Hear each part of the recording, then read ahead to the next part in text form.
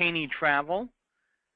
Haynie is working in conjunction with Hurtigruten tonight to present some great trips up to Norway as well as the Arctic and Antarctic.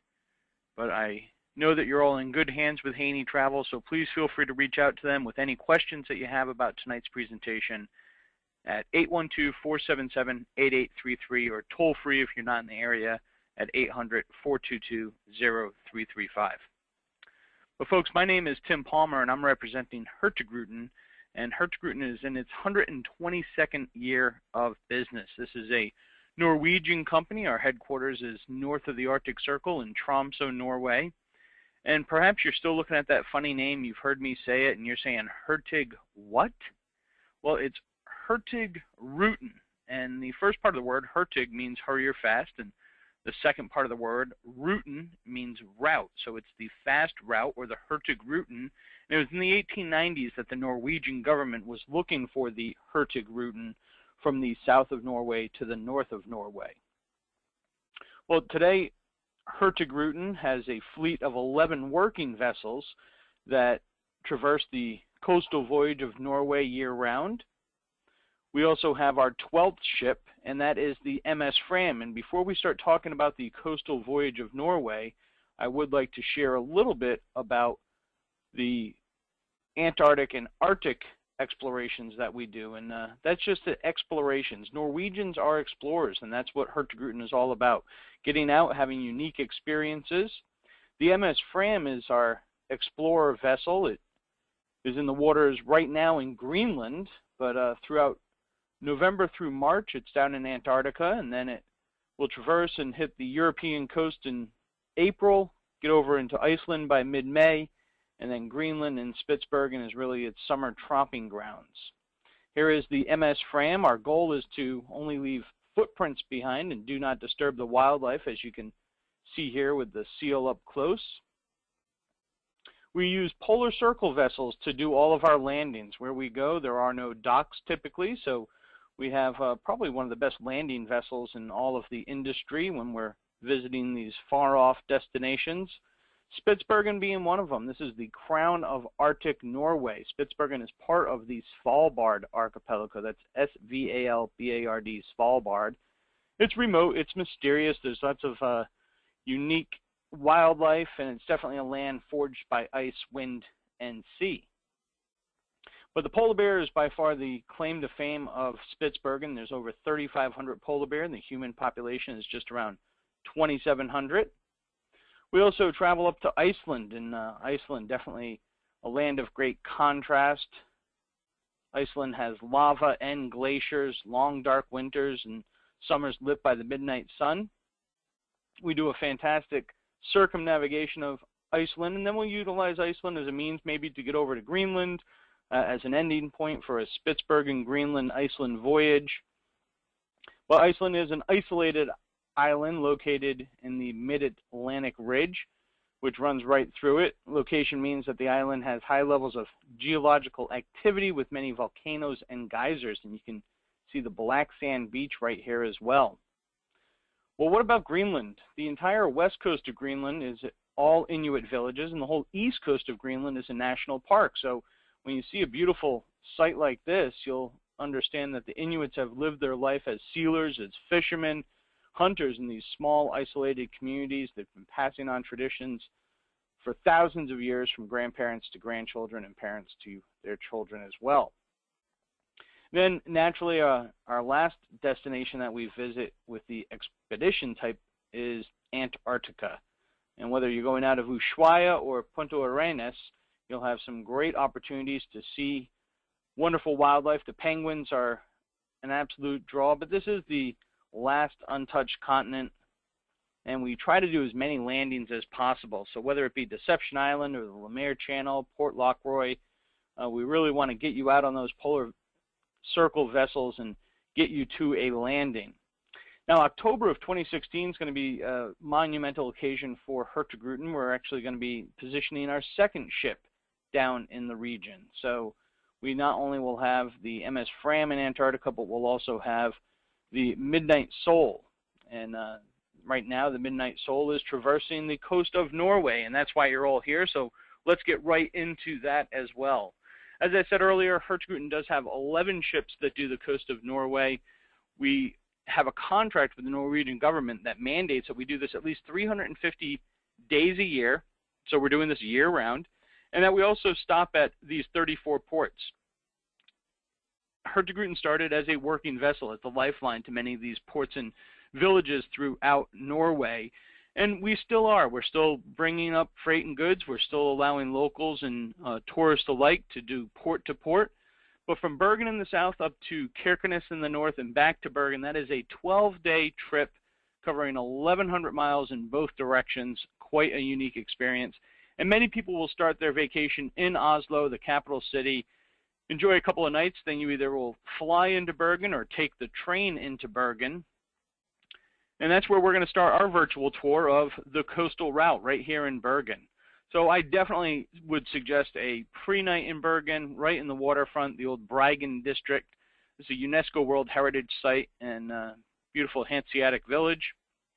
You'll have an entire day to explore because we don't board our ships until 6 p.m. That is when your cabin's ready. You could probably get on the ship around 5 o'clock or so, but we'll be boarding at 5, 6 o'clock. Your cabins will be ready, and that's what most people do. They try to get right out into the cabins, explore the ship itself. We do have cabins that fit different budgets. This is one of our main style, very functional cabins. It's 2 separate beds. One that's a Murphy bed that folded out of the wall. The other there is a couch that converts into a bed, and it's a little bit different. The back side of the couch is the bed, so it's actually a better bed than it is a couch. But if you do want to have a suite, we have suites on our ship, some with balconies up to 400 square feet, extra sitting room. They're really definitely different styles of comfort as we travel throughout the Norwegian coast, and that goes on with the ships as well. So some people have gotten Hurtigruten confused as a barge or a ferry. We are definitely out there giving a great experience. We're not here selling our ships. However, a nice sitting room like this or a nice vista room like this, we are selling a destination.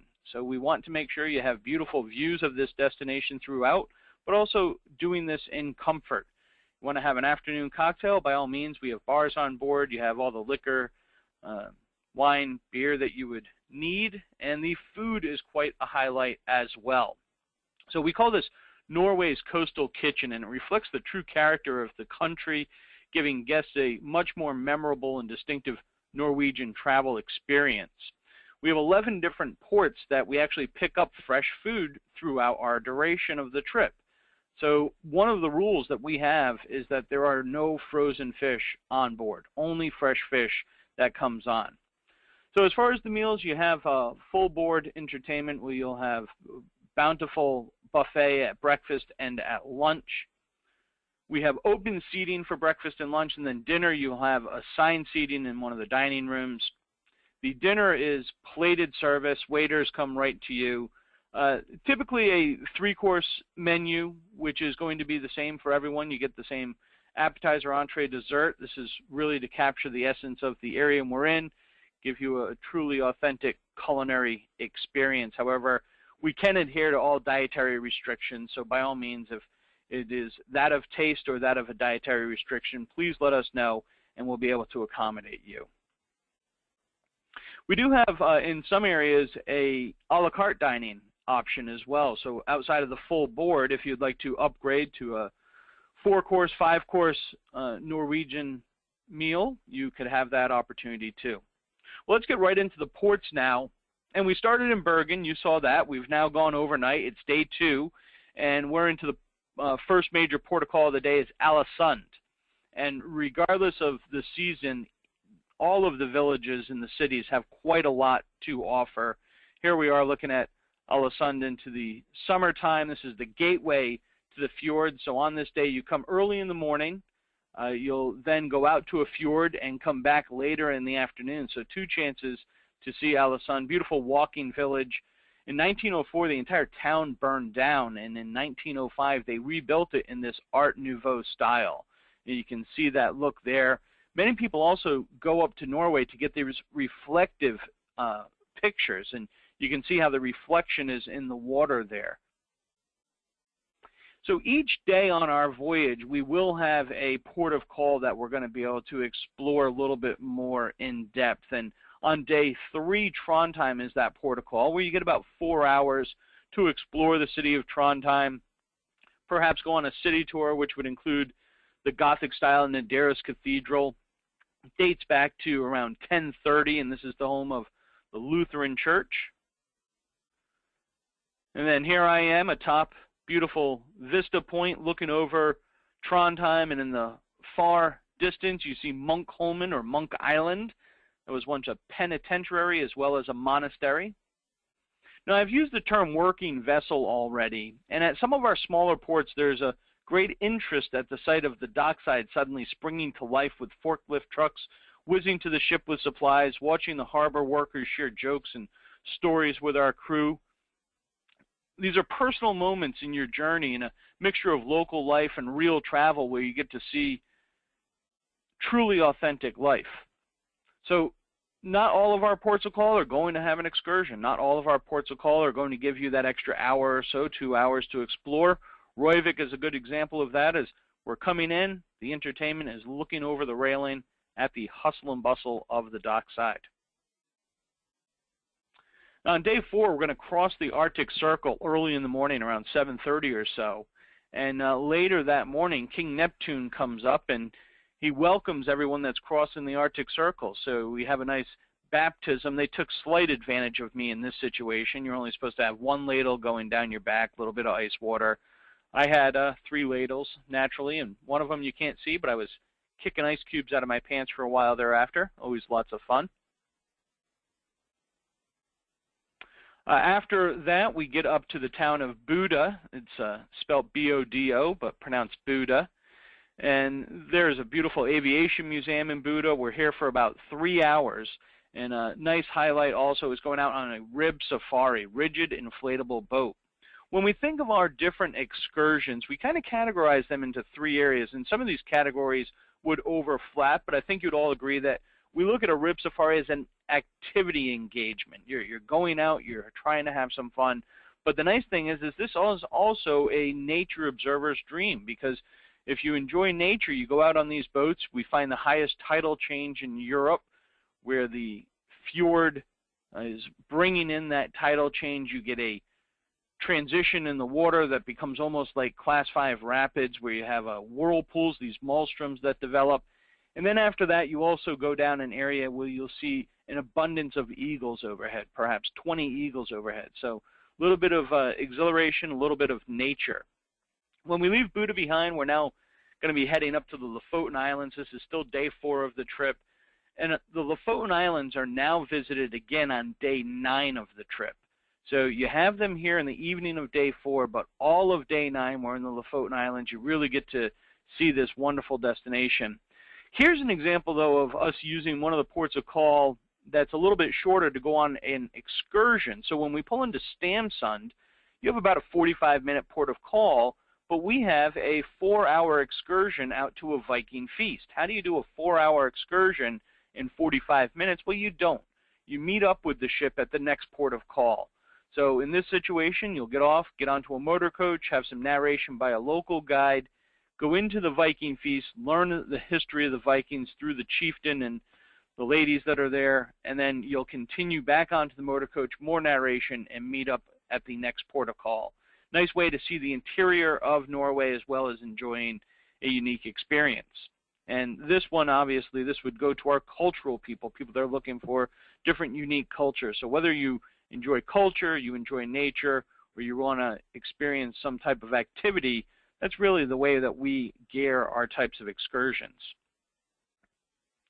Day 5 of the trip, we're going to be getting into Tromsø. This is the gateway to the Arctic. Pretty large town for where we are. We're well north of the Arctic Circle.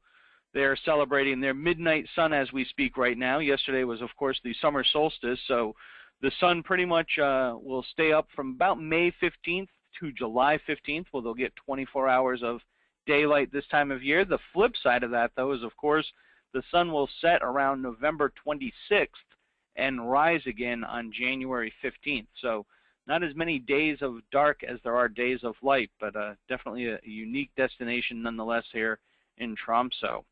We continue on north, and as we do get up to the North Cape, we have an excursion that you're going to be able to get out to see some of the Sami people, and that's what you're looking at here. The Sami people, the indigenous people, these are the nomadic reindeer herders of the northern parts of Scandinavia. And if you do live in Norway and own a reindeer, you do have to have Sami blood. Well, here I am at the North Cape. This is the farthest northern point in Europe. And there's a beautiful visitor center. You also have the monument, which is over my shoulder there. Thinking about weather. You know, I like this picture because it does make me think about the weather. This picture was taken October 2nd of 2014. So I had about a 55 degree day. I had a 100-mile view. The weather in Norway is very temperate. It doesn't really get below 20 degrees in the winter, but it doesn't really get above 70 degrees in the summer. So year-round, up and down the coastline, you can expect temperatures, you know, somewhere between that 20 and 70 degree mark. There are days that it might get above, there are days that it might get below, but you can see here in the middle of October, very, very pleasant weather. And here's one of the monuments that's erected at the North Cape. This was created by children from 7 different countries, and really all talks about love, peace, and how we can live together in a more harmonious situation. On deck activities and what we do on board our ships.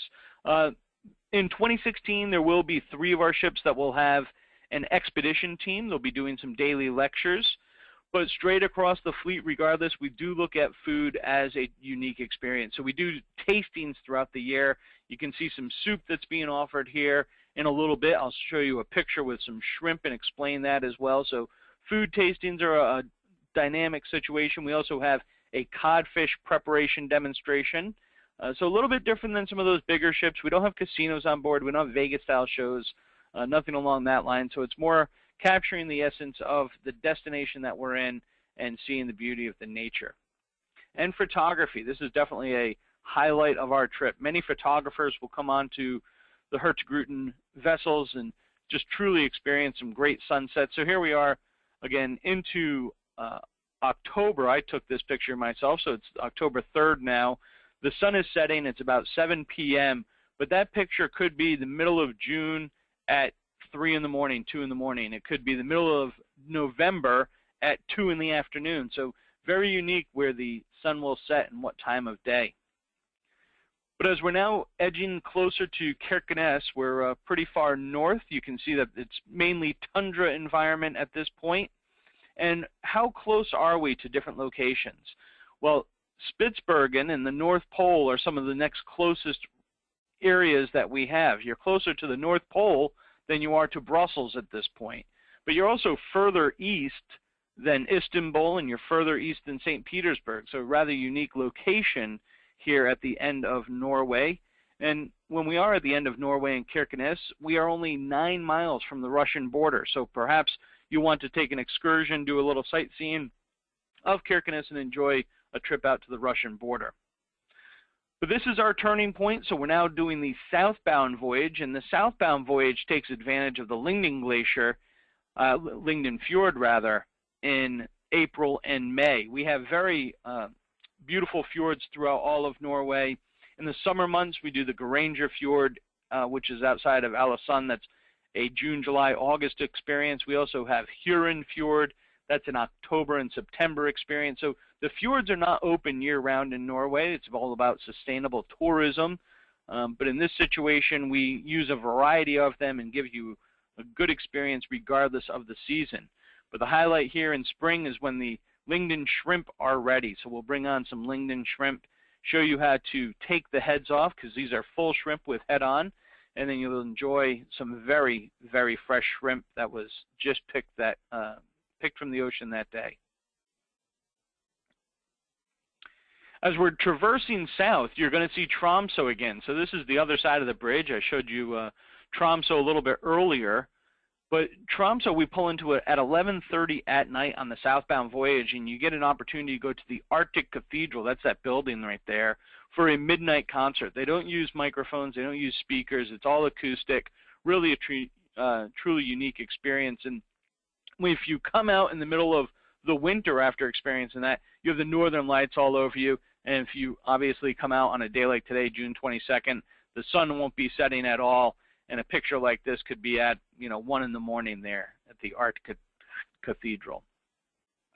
Day 9 is, day 10 is one of the better days. I'm sorry, day 9. We're just getting into day 9, leaving Tromsø, and we're going south now into the Lofoten Islands. This is what I was talking about earlier. Day 4, you see the Lofoten Islands for a little bit, and then day 9, you're in it all day long. And, you think, wow, that's a really majestic shot right there. This next one is Troll Fjord. So the Troll Fjord we get to see right in the heart of the day going southbound. You have about 30, 40 feet on the starboard side of the ship as you're pulling into this fjord. We turn on a dime, and you can see just the remoteness of the houses that are in this region. When we are in the Troll Fjord, you have an option to go on an excursion to see the eagles. And what happens is a small boat will pull right up to our ship, just about where it is right there, and you'll get on to start your sea eagle safari. So if you are a nature observer, this is definitely a highlighted portion of the trip. You'll join up with the ship at the next port of call as we're pulling into the Lofoten region. These are beautiful small villages. These are all fishing villages. Wonderful tranquil moments. And you can see the fish drying here. So you have the fishing cabins up front and then the stockfish, as they call them. The fish is drying in the background there. Well, as day 9 comes to a close, you've definitely had a unique experience. Day 10 is a little bit more subdued. We're going to cross back over the Arctic Circle. Another ceremony takes place where you get to have some cod liver oil. This is definitely a day of some unique, beautiful vistas, one being the Seven Sisters. And it's said that Norway's been through anywhere between 30 and 40 different ice ages. And I think you can see here the glaciers that have carved out the rocks with these U-shaped valleys. And that's where many of these fjords have become, developed from, as well as the glaciers ripping through and going right out to the ocean and just developing a magnificent fjord. When Hurtigruten first started doing this route in 1893, there were well over 200 lighthouses that dotted the coastline. That number has all but cut in half at this point. None of them are manned anymore. They're all done from the shore by a switch of a electric light switch there. So always unique to see the contrast over the years. But if you're visiting and seeing this lighthouse, that means you're just outside of Trondheim. Trondheim we do get to see again on the southbound voyage. You could perhaps go for a bike ride now. You've seen Trondheim once. You could also end right here. You could make this an 11-day voyage, end your trip, and experience Trondheim for another day before continuing on back home. However, if you do continue on, we're going to pull into Kristiansand. And you can see again our ship pulls right into the heart of these ports and villages. Makes it very easy for us to get out and do a little bit of wandering. But here you also have an opportunity to go do the Atlantic Road. This is a marvel of engineering. Really shows what the Norwegians are doing to connect their villages and islands all throughout the coastal route here. And then that goes from Kristiansand down to Molde, where you'll get back onto the ship. And then we're now on to day 12, and we're going to be arriving into Bergen in the afternoon, about 2 o'clock. And you can see the Hurtigruten vessel coming into port in the upper right. We have our own little terminal there as well, and this picture is being taken from atop the mountain looking on down. So if you didn't do a pre-night in Bergen before, strongly suggest doing a post-night at least. However, if you want, we also have the chance to now get you on the train to go from Bergen down to Oslo. So perhaps start in Bergen, do your pre-night there, take the train back down to Oslo, and enjoy a night or two there. Some fantastic things to do in the capital city. Well, folks, that was just a taste of what Hurtigruten does. So I'd like to say tusen tak. And we do have some great offers that are out right now. So if you are thinking about traveling, if you want to do our 6-day southbound, we have a free pre-night in Kirkenes. So if you wanted to start in Kirkenes, go down to Bergen. That's a 6-day voyage, 5 nights on the ship, plus you could do a free pre-night right now. We also have our unspecified cabin guarantee. And then if you want to go down to Antarctica, we have some prime space that's just become available. So you can save up to 35%. Right now, the starting rate even is right around $7,300, $7,600 to go down to Antarctica this October or this November. So by all means, if you have any desire to learn a little bit more about these offers, a little bit more to learn about Hurtigruten, please give the good folks at Haynie Travel a call at 800-422-0335 or locally 812-477-8833. And they would always love to see you right down at their office. So if you're in Evansville, head on down to South Hebron Ave and say hello to Bob and Kathy and the rest of the good folks over there.